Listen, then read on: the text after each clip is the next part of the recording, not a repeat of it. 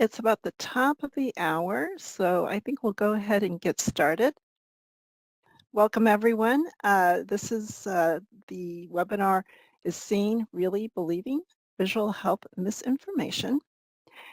Thanks so much for coming, and my name is Carolyn Martin, and I am the Outreach and Education Coordinator for the Network of the National Library of Medicine, Region 5, and I'll be your host for today's session. Some of you might be first-time attendees to one of our webinars, so I'd like to share just a few words about who we are. The NLM, the National Library of Medicine, is one of the 27 institutes and offices at the National Institutes of Health. It is the world's largest biomedical library and produces online resources such as PubMed and Medline Plus. The NNLM, the Network of the National Library of Medicine, is an outreach program of NLM, working to ensure health professionals and the public have equal access to health information. NNLM is made up of 7 regional medical libraries as well as several national offices and centers, all providing training, funding, and engagement opportunities to its over 9,000 NNLM member organizations. If you would like to connect with your regional medical library or learn more about how to become an organizational network member, you can check out our website, and that information link is in the chat box for you. Today's session is part of the NNLM's new Health Misinformation webinar series. This series features presentations from expert guest speakers like ours today and will enable librarians, public health professionals, health educators, and healthcare providers to explore various aspects of health misinformation, disinformation, and malinformation, and to learn practical and evidence-based solutions for how to identify it and how to stop its spread.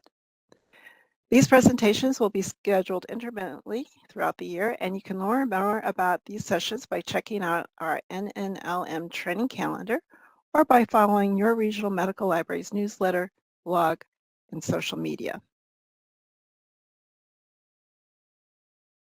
It is my great pleasure to introduce our 3 speakers for today's session. We have Kelsey Coles and Rachel Suppak and Rebecca Miller, who are all research and instruction librarians at the University of Pittsburgh Health Sciences Library System.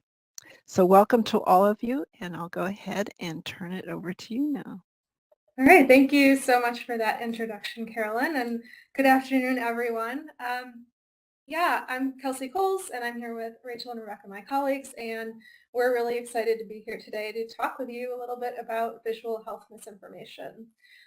Like Carolyn said, we will try to keep an eye on the chat while we're presenting, so if you have a question or a comment, feel free to drop that in there anytime.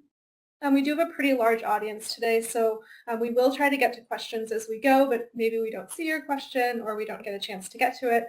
If we have extra time at the end, we'll be happy to answer it then, or you could definitely send us an email. We're happy to chat with you after the session today as well. All right, so we have a few goals for today. First, for you to better understand why we think visual health information literacy skills matter and how the skill set is a bit different from regular misinformation identification skills. Second, we're going to give you some tips for identifying and interpreting misinformation, visual misinformation. And alongside that, we're going to talk about what the impact of these misleading visualizations can be on the messages that are conveyed by the data behind them. We've also got some ideas at the end for incorporating this topic into library programming if that's something that you're interested in. Yes, go Pitt. Thanks, Linda.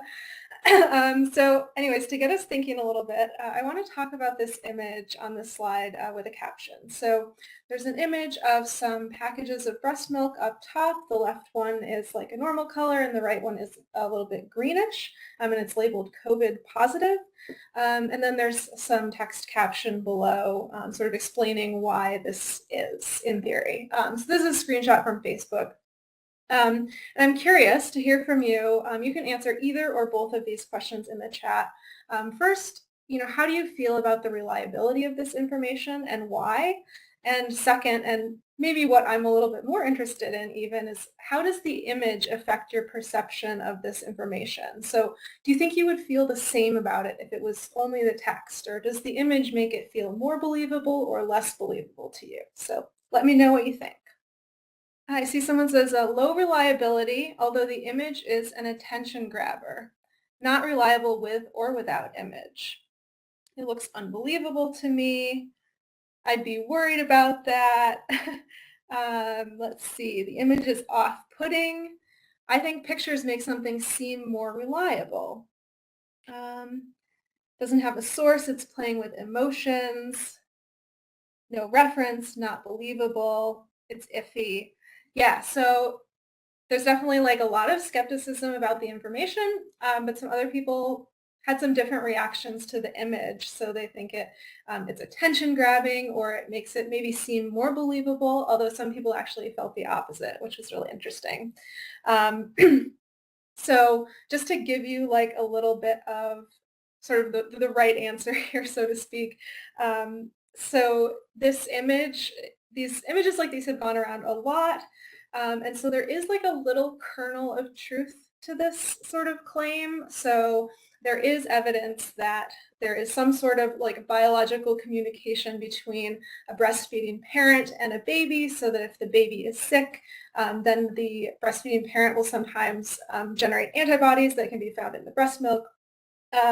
However, there's no evidence that these would turn breast milk green, and this is more likely due to something else like a dietary change, like eating a bunch of spinach or something like that.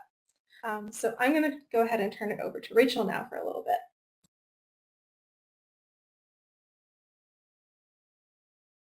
Thanks, Kelsey.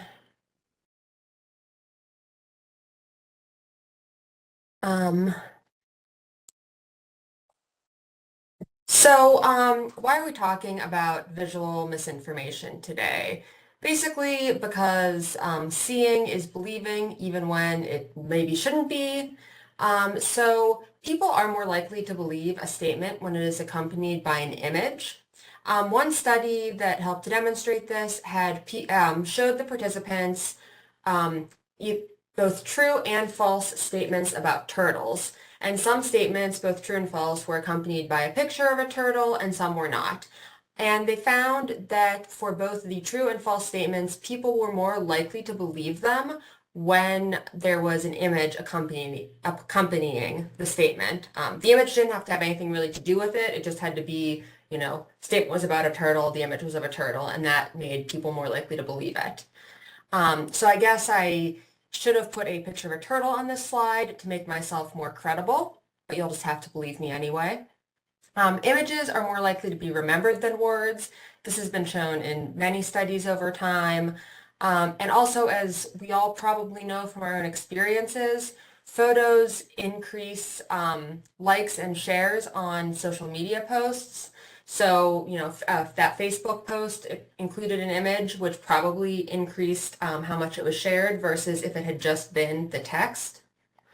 So what this means is that images are more likely to be spread widely on social media, and they are more likely to be remembered and or believed.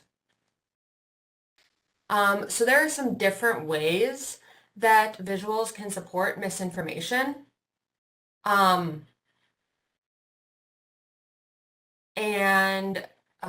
Sorry, I saw the thing in the chat about the reference for the turtle info.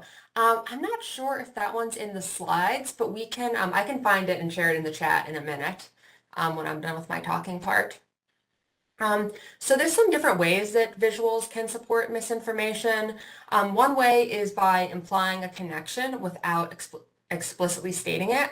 So here there is a tweet, and with the tweet, there's a screenshot from the CDC's website showing the toxicological profile for vinyl chloride. There's no link, just a screenshot. And then the tweet says that basically a couple of weeks before the train derailment in Ohio, the CDC updated its toxicological profile on vinyl chloride, and the update changed the lethal exposure from 100 parts per million to 100,000 parts per million. And then they ask, what are the odds? So while they're not explicitly saying that this is some sort of government conspiracy and that the CDC is in on it, just having this screenshot that allegedly shows their point, along with the sort of just asking questions tweet, does seem to imply that there is a conspiracy at hand. And so the screenshot is real, but it doesn't actually show that the lethal exposure was changed. And in fact, the lethal exposure was not changed. The toxicological profile was updated in January 2023, but that's a very common thing. Lots of toxicological profiles get updated all the time. A second way that visuals can support misinformation are by misrepresenting or impersonating authoritative institutions. So here we have some statements about monkeypox that are all untrue. And it has listed as the source as being the WHO, and then also has the BBC News logo. However, this is completely made up. The BBC News never shared this, neither did WHO. But it's very easy to just copy a logo and slap it on something, and even kind of, copy the formatting or the font. I've seen this also with like New York Times headlines that don't exist, but they're in that very distinct format and font that we all recognize. And then, of course, having something a screenshot is a lot easier to fake versus if they actually had shared a link to the BBC website, where you could go to the website yourself and see whether or not this was something the BBC had said. Another way visuals can support misinformation is by co-opting the aesthetics of science. So in this image, there is a very, kind of fancy anatomical rendering of someone's, head and neck with a glowing thyroid gland. And the caption on this Instagram post talks a lot about thyroid hormones, and T3, and then it ends up going in a very anti-vaxxer direction somehow connected to your thyroid.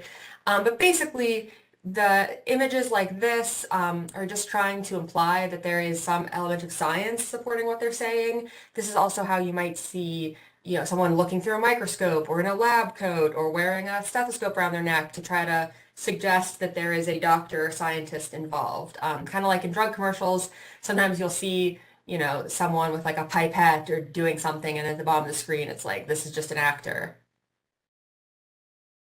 And finally, visuals can just provide evidence to support a false claim, and evidence in quotes because I'm talking about things that are staged or edited, or could be a real image but mislabeled or taken out of context.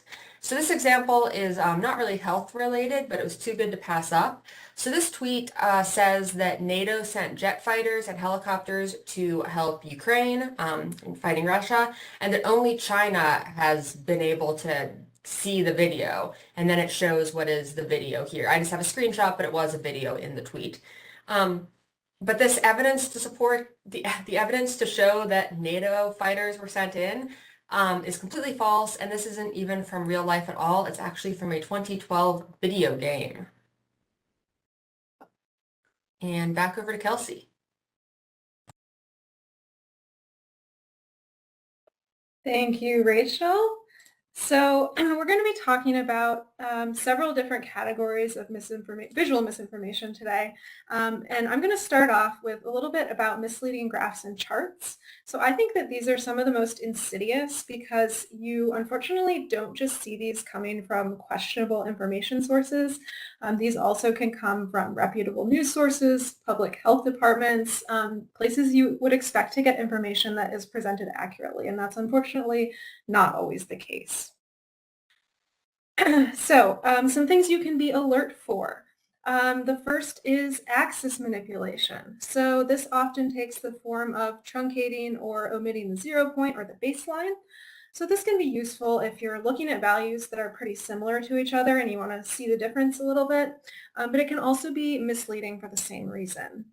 You can also be aware of inverted axes or axes that start at a high value and then decrease to 0, charts that have 2 or more different vertical axes for different categories of data, ones where the scale is not consistent all the way across one of the axes or both of the axes, charts where there is no scale given, things like that.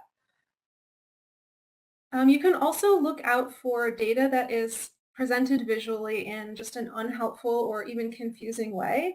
So look out for like poor bin selection. So those are the color categories basically on maps like are on this slide. And so that's the groupings of data, how the data are grouped together. be on the lookout for too many or too few bins, the wrong bins. Basically, they just don't accurately show the data. This slide has an example of how using specific bins versus actually a continuous color scale or no bins can give you two kind of different pictures of the same data. So again, not necessarily misinformation, but can be used to paint a certain picture, I'll say. Let's see, color choices can also be misleading or confusing, especially if two similar colors or counterintuitive colors are used. And of course, that would also be an accessibility issue to be on the lookout for. And then finally, beware of visualizations that omit context or certain parts of the data to give a particular impression. So the first chart on this slide shows the homicide rate in the US from 2010 to 2020. Looks like it's a pretty steady and significant increase. But if you look at the second chart, that is the rate from 1985 to 2020. So you can see that, yes, there's been a slight recent increase, but it's well below the all-time high, right? So depending on how you sort of crop this data, you can use it to paint a very different picture.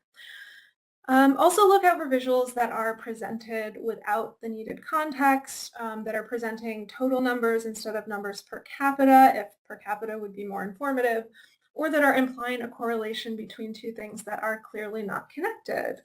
So here's an example of that one in action. You've probably seen these before. They're really fun. So note the use here of two slightly different y-axes with different types of data on them, and the fact that despite the fact that these two trends are presented on the same graph, there's no reason to believe that these two things, the letters in the winning word of the spelling bee and the number of people killed by venomous spiders, would be related in any meaningful way. So next we're going to take a look at a few graphs together. So I'm going to show you a graph or a chart, and I'd like you to share with me in the chat what you see that is misleading about it and how it changes the message of that graph. All right, so here's our first chart, and we have gun deaths in Florida, the number of murders committed using firearms between the 1990s and the 2010s, coming to us from the Florida Department of Law Enforcement. And yes, I see some folks have already identified the main issue here is that that y-axis is inverted. So it's got 0 at the top and like 800 or 1,000 at the bottom. And so, of course, what that's doing is when you look at it quickly, you see, oh, there's this quick decrease in gun deaths, right, after 2005 when Florida enacts its Stand Your Ground law, when in fact it's actually the opposite. It's a sudden increase. So this graphic is a bit misleading, I would say. And yeah, the x-axis is also like a little bit weird with the way they've put the years. I think probably this came out in the middle of the 2010s, so they like did not have the full 2010s there. Yeah, that is also like a little bit odd looking. And yeah, that is a real graph that came out from the Florida Department of Law Enforcement. These are all real graphs taken from the wild. This one comes to us originally from the Fox News Channel, and it's looking at COVID-19 cases in the U.S. in early 2020. So let me know what you see here. Yeah, I see a question, cumulative. We don't actually know how they're counting these. So that's definitely a good question. And the scales are weird. Scales are all over the place. Yeah, so that was the main thing that I hoped you would catch here. And it's actually on both of the axes, right? So the x-axis has like 8 days, 9 days, 5 days, 5 days, 4 days between the time points, so they're not evenly distributed. The y-axis is also not evenly distributed. It goes 0, 5, I assume 5,000, although I did see a question in the chat. It's not entirely clear. 5,000 and then 20,000, so the increments go from 5,000 to 15,000. So if you actually like plotted this evenly, I think the slope would end up looking steeper than it actually does. So maybe that's a motivation for them to have done this. All right, the next graph. So this is top 5 counties with the greatest number of confirmed COVID cases in April and May of 2020. This came from the Georgia Department of Health. I will say that they were criticized for it and they took it down, but the internet is forever, so we still have it to use as an example of a confusing or misleading graph or chart. So let me know what you see here. Yeah, I see a lot of comments coming in about the colors. So yeah, the background and then the colors on top of it is kind of hard to see. The colors are changing order between the different time points. Yes, and I see people are now catching that the dates are out of order. So it goes, it's very small and it's hard to read. It goes from April 28th, April 27th, April 29th, May 1st, April 30th, May 4th, May 6th, May 5th, etc. So they basically put these in order so it looks like it's decreasing. And I don't know why they did that. Obviously, they were criticized for that. So that is a major problem here. It's also, as someone has mentioned, it's unclear between deaths and hospitalizations. Are they just adding those up here? It's like, I don't know what this chart is even trying to show in some cases. So I like to call this the hot mess chart because it's a hot mess. Okay, and we have one more map here coming up from, again, the Georgia Department of Health. So here we have two maps with some COVID cases sorted into bins between July 2nd and July 17th. So let me know what you see here. Yeah, the bins are changed. So between the first date and the second date, basically it got harder to be in the dark blue or the red bins. So it makes it look like there isn't a lot of change between those two dates when in fact there might have been significant change. So yeah, that one is unfortunate as well. And then just one more to give you a visual of what it can look like when you compare numbers versus rate. So take a look at California here on this map on the West Coast. In the first map, which is number of new cancers, it's dark blue. You might think, oh no, like California has a lot of cancer. What's going on here? But you probably know California has a very high population. And when you actually look at it in terms of rate, California is in like the lowest light blue category in the map on the right. So it's just an example of how those can give very different messages if you're not careful about what you're looking at. And I will hand it back over to Rachel now.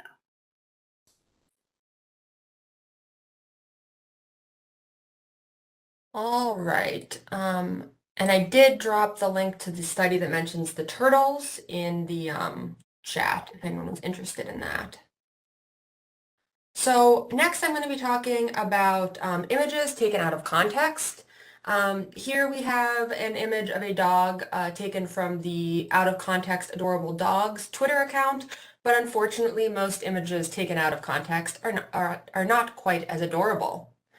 So what we're looking at here when I talk about images taken out of context are mainly real photos or videos, but just put in the wrong context. You don't necessarily need to do any doctoring or photoshopping to have an image misrepresented. So here we have an Instagram post. I don't know why I said it's a tweet on the slide. It's an Instagram post from someone named Benny Johnson who says, this is what they've done to our country. And the implication here is that the they is Joe Biden and or the Democrats and talking about the US. So there is, the image says your stores and has some empty grocery shelves, your cities and has just like a crowded scene with some tents and people on the street, and then your borders, which has people lined up by a fence, and then their vacation at the bottom. PolitiFact identified the actual sources of the photos in this post, and the only one that is actually from the United States during the Biden administration is the one of their vacation. That is, in fact, the Biden family on vacation while he was president. The top one that supposedly is your stores is actually from London in 2020, so not the US. Your cities is Mexico 2021, also not the US. And then your borders is actually Texas, but it is Texas in 2019 before Biden was president. So again, just a way of taking images that are all real, but saying that they are something that they are not. And we have that again here with an image overhead view of a large crowd of people in a city somewhere, and it says Berlin right now protesting the COVID hoax. But this has been miscaptioned. It is actually of a music festival and parade that took place in August of 2019 in Switzerland. So not in Berlin, and also pre-COVID. But, how are you supposed to know this if you're not really familiar with the topography of Berlin or Switzerland? It would be hard to tell. So one tool you can use to find the original context of photos is a reverse image search. So there are lots of tools out there for doing a reverse image search, apps you can download and things like that. If you use Chrome as your browser, Google makes it really easy to do a reverse image search in Chrome. So all you have to do is right-click on an image, and then from the little menu that comes up, choose Search Image with Google. So in this case, there was a Facebook post that had an image of people lying in a street, and it originally said that this was people lying dead in the streets of China from COVID-19. However, after you do the search image with Google, there are a bunch of matches online, including some from reliable sources such as Reuters. And there you will find out that this is actually from 2014, and this time it is in Germany, and it is people protesting new pedestrian zoning laws. So the people are not dead, it's well before COVID, and it is in Germany, not China.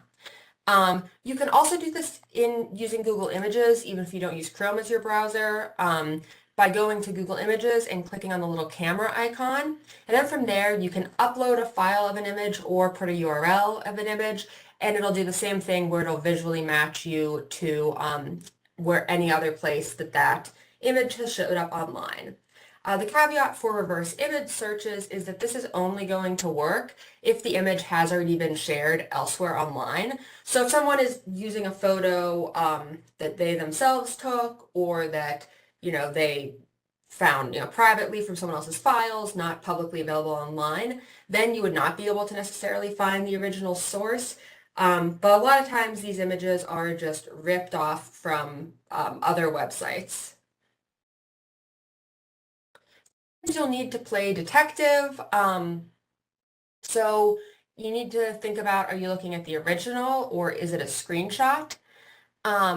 So again, screenshots make it really easy to fake things. Orientation and size can offer clues as to where it was originally shared.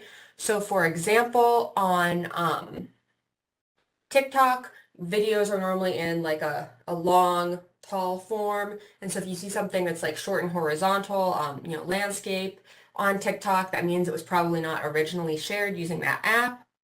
If a video or image is outside, you can look for clues to location that way. So languages on signs or street signs, notable landmarks. For videos, while you can't reverse image search the actual video, you could reverse image search a screenshot or a thumbnail. And also always look for things that could be very easily edited. A sign someone is holding up is very easy to edit to say something else. Okay, and handing this over. All right, thank you again, Rachel. So this next topic, it's been sort of like in the news a little bit in the last 6 months or so, particularly surrounding Alzheimer's research, because it turned out that some really highly cited research that had actually shaped that field for years has now been called into question based partially on evidence of image manipulation, as well as some other methodological concerns. You can find more about that with a quick search. I think I can grab the link for you if you're interested in reading a story about that as well. So that's not related to the image on this slide, I will say. So here's a study from back in 2016 that found that almost 4% of a huge study sample of biomedical research papers contained problematic images, with half of those appearing to contain images that were deliberately manipulated. They also found that this problem had been increasing in recent years, likely due to image editing software being more available and the fact that more and more people have the skills to use it. So here is an example. Sorry, let me just get to the right slide. Here we go. So here's an example of what that might look like. So if you look at the image on the left, you probably don't notice anything fishy just looking at this, unless you are a very trained eye at this already. But if you look really closely, or you look at the image on the right that has the problematic areas circled in the colored boxes, you may start to notice that a lot of parts of this image are actually basically copy pasted from other parts. So the different colored boxes correspond to pairs that have been duplicated. So those are definitely not easy to spot. I want to give you a little chance to try it yourself. So take a minute, look at this image. You don't need to tell me in the chat, but you can if you want to. If you've spotted any things here that you think are duplicated in some way. And be aware that they might be duplicated and then like slightly resized or something like that, so they look slightly different, but they're actually the same. So take a minute to look at that. If you do find something, just give me like a yes in the chat. Or if you don't find something, give me a no in the chat. How's that?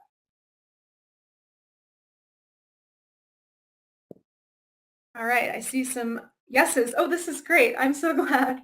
Sometimes it's really tough to spot these. So I'm really glad that you've been able to see some examples of this.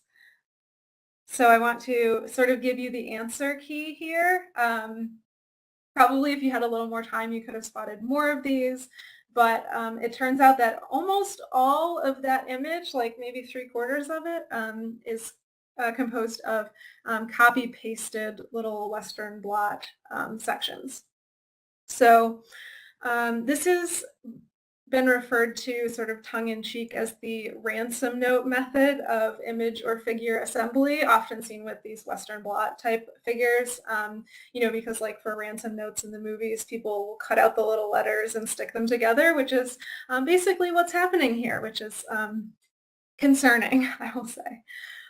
If you've heard about this issue before, you might also have heard the name Elizabeth Bick. She's not the only person who searches for these manipulated images, but she is the most public and the most willing to put her name with her critiques. She also does a lot of work identifying other areas of potential scientific fraud as well. So she estimated, and this is as of 2020 only, that her discoveries had led to at least 172 retractions, over 300 errata and corrections, so I'm sure those numbers are significantly higher now. She also helped uncover a paper mill that was responsible for over 400 papers because a lot of those papers had reused, duplicated, or manipulated images. And she was the lead author on that 2016 study that I mentioned a moment ago.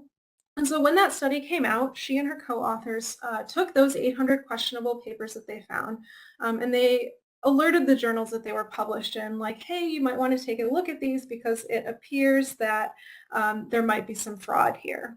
Unfortunately, 5 years after that, she reported that only 30 to 40% of those papers had had any action of any sort taken on them. So 60 to 70% were still out there, no notes, no expressions of concern, corrections, retractions. And I see someone in the chat has already alerted you to this fact, but her Twitter is awesome. She's a really fun follow. She does little challenges where she posts some of those manipulated images, and then she hands out little emoji trophies to the first people who identify the problematic areas in the images. So I have personally learned a lot from following her.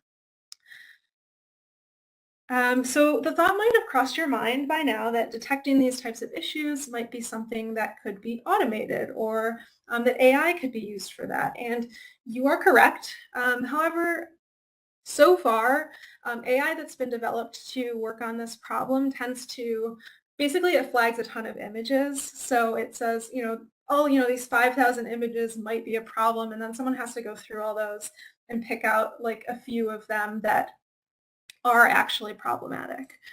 So there is still a need for human oversight here. There are some new tools on the market that are aimed at publishers to use on submitted manuscripts. As you can see, this is actually going back a couple of years. So some journals have started doing this, but I do not think it is like ubiquitous at this point by any means. Also, I will say that AI should not be viewed as a perfect band-aid for this issue or for most issues, in my opinion, um, because it can also be used to facilitate fraud. And Rebecca will talk a little bit more about that in just a second. But in the meantime, if you are interested in this issue, head over to Retraction Watch. They have a database where you can see the papers that have been retracted or corrected due to image issues. So when I took this screenshot, there were around 5,600. I checked earlier today and there were over 6,100 papers in this category now. So that's quite a few. So you can always use this to cross-check papers you or your faculty might be citing to make sure that they're not on this list. And you can also browse a feed of articles that have been retracted for image issues. So I'll hand it over to Rebecca now to talk about AI. Thanks, Kelsey. Okay, so yes, we're going to talk about AI and the ways that AI can deceive us now. So before we get started, a few definitions. So what does AI stand for? Artificial intelligence. And this is when machines can perform tasks that are normally require people, right? So normally you'd need human intelligence, but machines are doing the work. Machine learning, you may have heard that as well. That's a branch of AI. And it's this idea that these machines and systems can learn from data. So they identify patterns, they can make decisions, they can do some of the things that we would normally have to do ourselves. And then a subset of that is deep learning. So you may have heard this term deep fake, or we're going to talk about deep fakes a little bit more, but basically a deep fake is a portmanteau of deep learning and fake. And it's using machine learning and AI techniques to create a manipulated either video or audio or image that is normally containing a real person. So it's a real person doing or saying something that they did not do in real life. So it's using these techniques from AI to create something fake. Okay, so speaking of which, let's take a look at the three people on this slide, and we're going to call this person number 1, this person number 2, and this person number 3. And some of these people, I won't tell you how many, are created by AI, so they are machine generated. So which do you think are fake? So just let us know in the chat. So we've got all of them. We have number 1, one's earrings don't match, which could be a fashion choice or it could be AI. 1, maybe 2. Okay, we have 1 vote for 3. Okay, so let's think about how we can tell.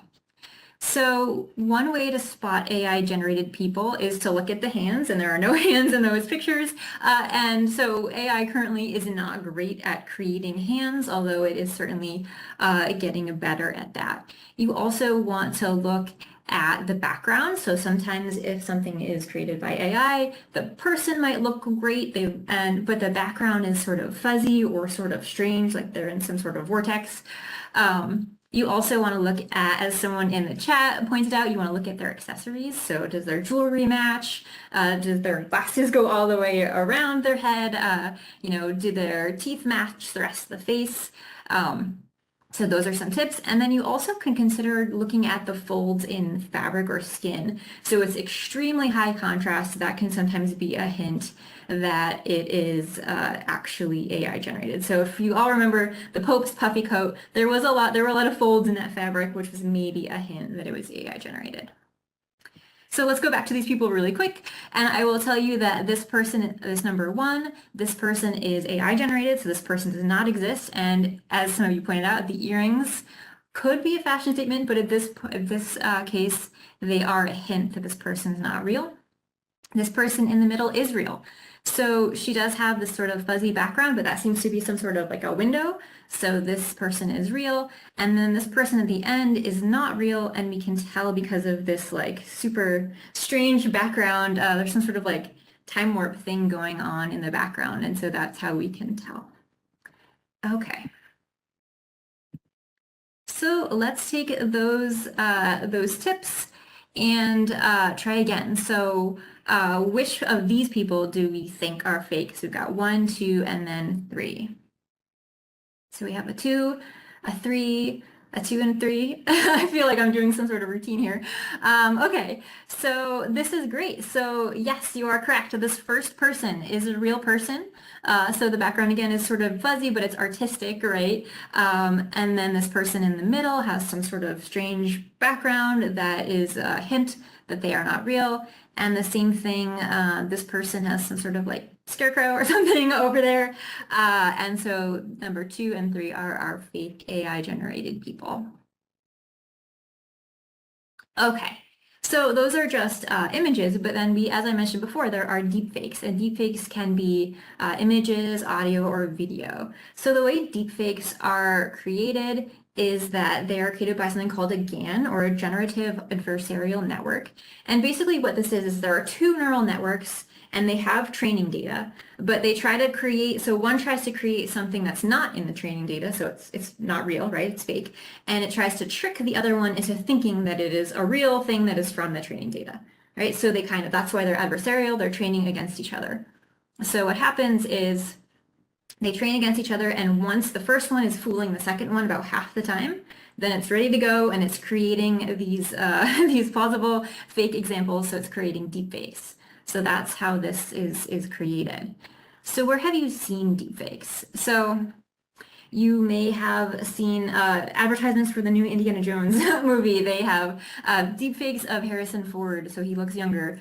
So movies a lot of times will have, or at least recently they've been having deepfakes to de-age people or to have people in the movie who are already actually dead. There was also recently a documentary with Anthony Bourdain where they used his voice they made deepfakes of his voice to read his diaries. So they didn't actually have recordings, but they were using deepfakes to make audio. You may also have seen the video of President Zelensky of Ukraine that Russia created, saying, we surrender to Russia. It was a very poorly done deepfake, but deepfakes can be used for disinformation and political propaganda. And then you also may have seen deepfakes on social media. So if you've seen the Unreal Keanu TikTok videos, those are not really Keanu Reeves, they are deepfakes of him. Yeah, so the picture, thank you, Linda, the picture of Trump being arrested was a deepfake, so things like that you have probably seen going around. Okay, so now, in case you haven't seen a deepfake, we are going to watch a video. I will warn you, it's kind of quiet, so hopefully you'll all be able to hear it okay.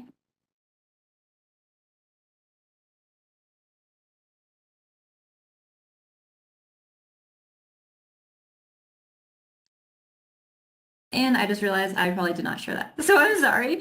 Let me actually share the video. That's terrible.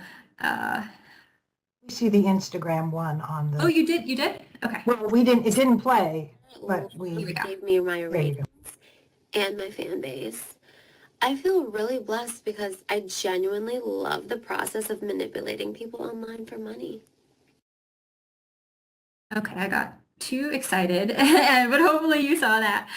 So if you didn't hear it, it was Kim Kardashian saying that she likes to manipulate people for money, and this was actually not a real video. This is a deepfake video of Kim.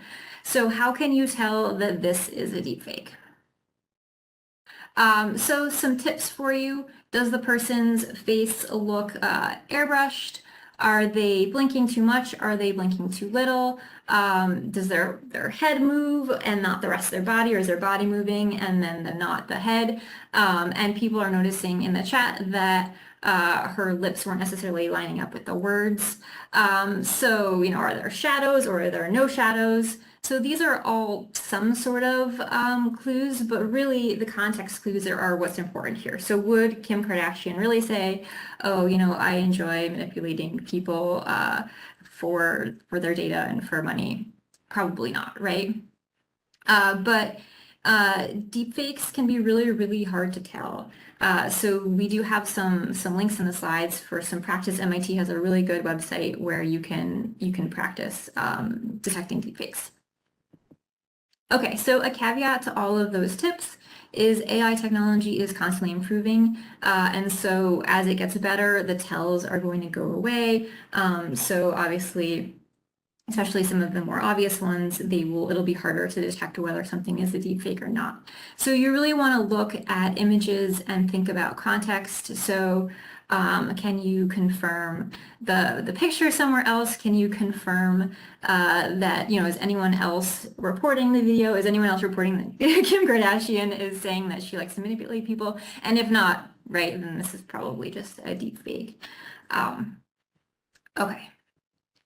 So deepfakes still require a lot of knowledge. They require a lot of technology, right? So there are easier ways to spread misinformation. So that is the good news. So we're probably a few years away from really good software that's highly accessible, that people can create deepfakes. So that's the bad news. But the good news is that AI that detects deepfakes is also being improved. So if you are a little bit alarmed by this idea of deepfakes, I do want to show you, if you haven't seen it, people are creating commercials from AI, and so they are we'll see how good you think the technology is currently. So this is an AI created commercial. Are you ready for best pizza of life? Bring friends down to Pepperoni Hug Spot. Our chefs make pizza with heart and special touch. Cheese, pepperoni, vegetable, and more secret things. Need delivery? Pizzas come fast. Knock knock, who's there? Pizza magic. Eat Pepperoni Hug Spot pizza. Your tummy say thank you. Your mouth say, Pepperoni Hug Spot. It's like family, but with more cheese. Okay, so you can see that, so people are in the chat are saying that they're scared, but hopefully that's less scary because that's so clearly, hopefully clearly not created by an actual marketing agency. So you can see that the AI is not so good in that ad, and you can definitely tell that they are not actual people. Okay. So just really quick before we talk about what you all might be able to do about all of this, is that we want to remember that as people learn more about fake images and videos, they start to not believe anything, right? You start thinking you can't believe anything that you see. This is called the liar's dividend. So where people can discredit something that's true by saying that it has to be fake, right? So you can't believe anything that you see. So I can tell you that, this thing that you see that seems to be true, it's not true. You can't believe it, right? So we see this in politics all the time. And we have to be careful about this, right? We can't stop believing anything. We have to remember that there is truth and that, we can verify things, right? But we don't want to distrust everything that we see all of the time. So just something to keep in mind that there is truth out there and we can verify and check context, but we don't want to start becoming totally cynical. Okay, so what can you do with your populations about visual misinformation? So you can certainly think about developing some knowledge. So again, you can think about what Kelsey told us about image manipulation. This is really important in scientific articles. So you might want to learn more about this and about retractions for these reasons and for other reasons, right? And you might want to teach people about the importance of critical appraisal and careful image analysis when they are peer reviewing, when they are citing articles, and when they are doing research. You also want to keep up with developments in technology, right? So helping other people critically engage with, things like ChatGPT and all of these new technologies that we're seeing. So image or text-based is really important. You can host a workshop or a class. It can be on any sort of topic that is of interest to you, or if you don't feel that you would want to host the class yourself, you could have local experts come in to do a talk or maybe a panel discussion or something like that. You could do a misinformation escape room. So we did the one that University of Washington has, and it's really, really fun, and that can be in person or virtual. And then think about tailoring events to your audience. So you can do social media for teens or TV news potentially for older adults. We've done some programming for public libraries near us, and we've also done it for younger people. And then you can also get people involved. So have a contest. How would your audience, so whatever patron population you have, how would they teach people about misinformation? Okay, so you can also think about creating, handouts or brochures, keeping in mind that since this technology changes really quickly, you might have to update your resources. So you want to think about, again, context clues, maybe teaching something like how to figure out if something is true rather than giving tips for like, look at the hands for AI images and things like that. And then you can always provide recommended resources like we always like to recommend Medline Plus, for example. You can also consider having some displays, maybe some relevant books. We are huge fans of Sophia Noble's Algorithms of Oppression, or these other two books, Artificial Unintelligence and More Than a Glitch, are by Meredith Broussard. You might want to include interactivity. So have a laptop or an iPad that has the MIT deceptive site or one of these other sites that help you figure out whether something is AI generated or not, or whether it's a social media troll. Like a bot.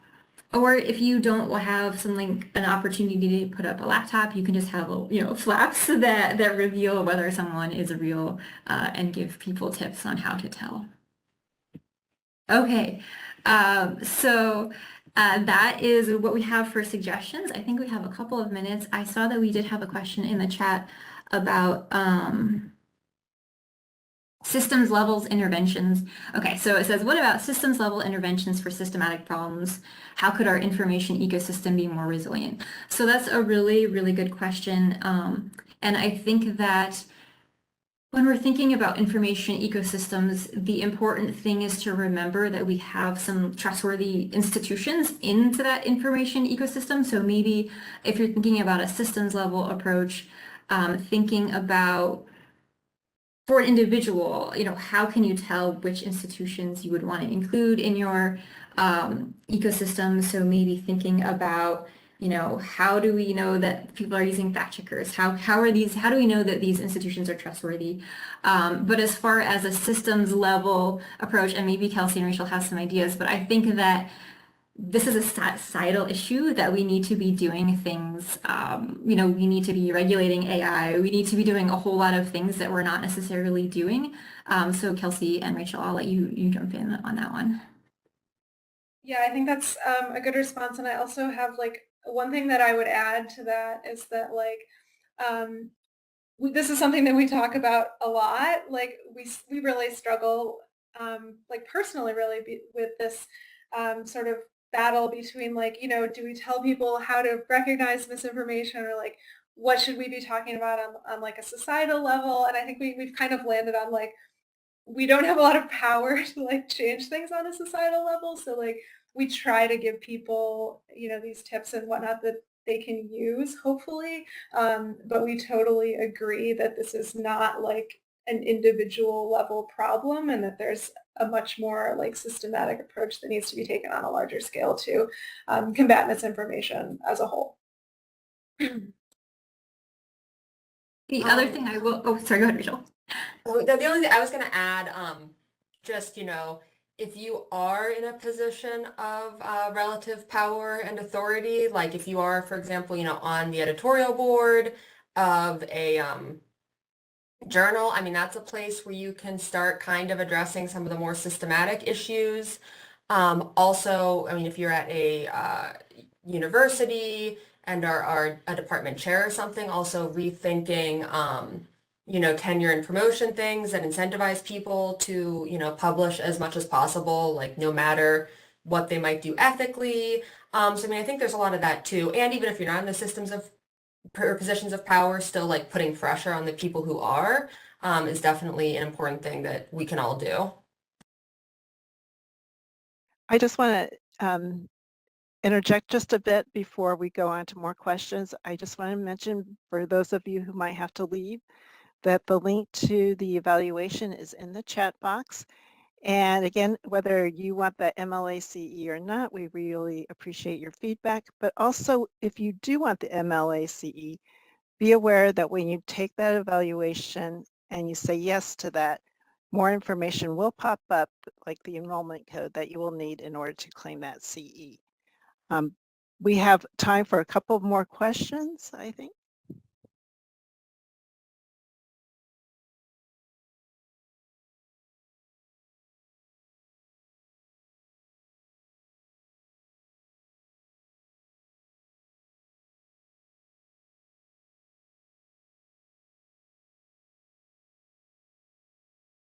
I know you all were responding to many of the questions and comments in the chat. I really appreciate that. No, we do not offer chess for this one. And I also wanted to say, someone had asked about slides. Now, we don't normally provide the slides, but would you like them to contact you for you to send them? Okay, so take a note of the email addresses here on the slide. So if you have any additional questions that you would like to ask our presenters, you can always reach them. Oh, here's one. This might be a reach, but would you have any recommendations for someone still in school to focus on misinformation?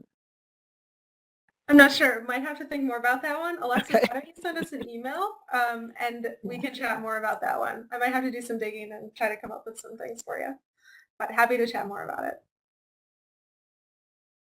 And, you know, one other thing you can do, like what you're already doing, is attending webinars or looking for classes that focus on that topic. I mean, I know that many academic libraries have live guides with lots of information on that, but there's also different organizations that also focus on misinformation, not necessarily the health aspect, but many journalism